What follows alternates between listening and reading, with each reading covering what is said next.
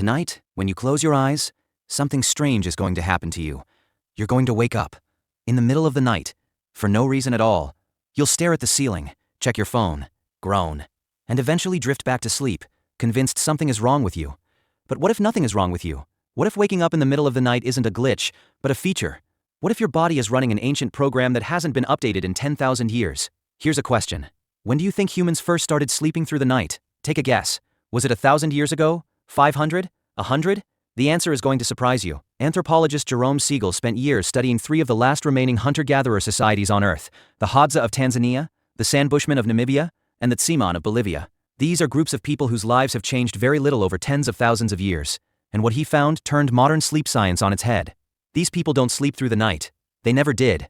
The Hadza, for example, sleep in 2 distinct chunks. They fall asleep not long after sunset. Then, sometime in the deep middle of the night, many of them wake up. They sit by the fire. They talk. They tell stories.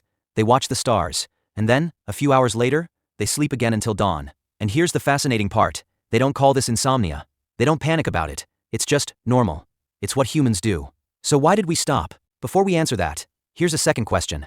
What do you think is the most dangerous time for a sleeping group of early humans? Think about it.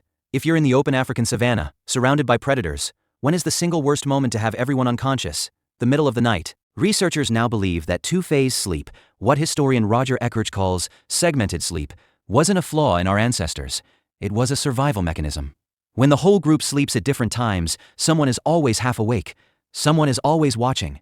The fire doesn't go out. The predator doesn't get a free pass. Your ancestors didn't need an alarm system. They were the alarm system. And here's something even wilder. When Roger Ekirch dug through hundreds of years of historical documents, diaries, court records, literature, medical texts, he found that as recently as the 1700s, segmented sleep was completely normal in Europe too. People had a first sleep and a second sleep, and the time between them? They used it. They prayed. They visited neighbors. They interpreted their dreams. There's even an old English medical text that recommends the hour between sleeps as the best time for couples to conceive.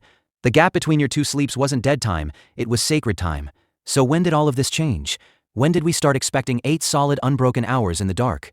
The answer is electricity. Before artificial light, your body took its cues from the sun. When the sun went down, melatonin surged, and your first sleep would begin. After a few hours, a natural dip in melatonin would bring you gently to the surface.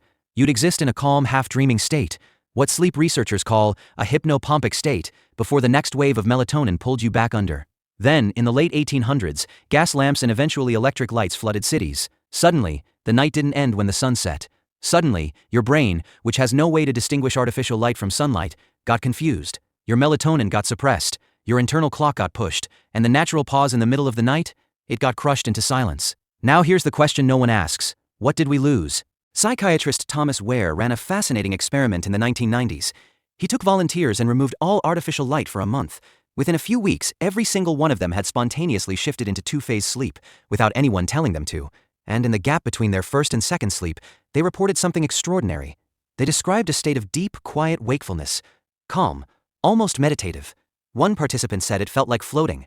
Their prolactin levels, a hormone linked to feelings of peace and sexual satisfaction, were unusually high during this window. It wasn't the anxious middle-of-the-night awakening you might recognize. It was something closer to bliss. What Wehr believed he had rediscovered was a lost human state, a nightly reset. A built-in pause that evolution had placed inside your sleep not by accident, but by design. And we threw it away for the electric light bulb. Now, before you cancel your Wi-Fi subscription and start sleeping in a cave, here's something important.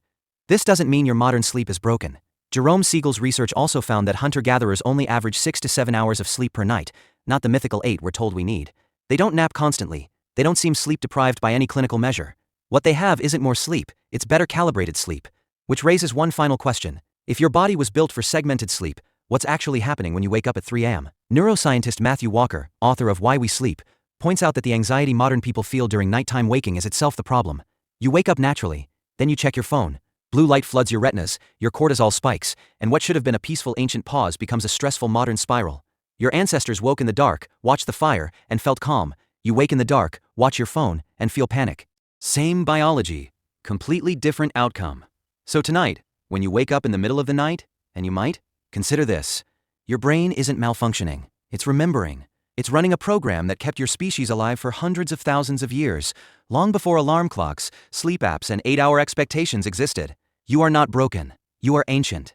And somewhere between your first sleep and your second, in the quiet that your ancestors once filled with firelight and stories, there is still a version of you that knows exactly what to do with the dark. Tonight, when you close your eyes, something strange is going to happen to you. Now you know why.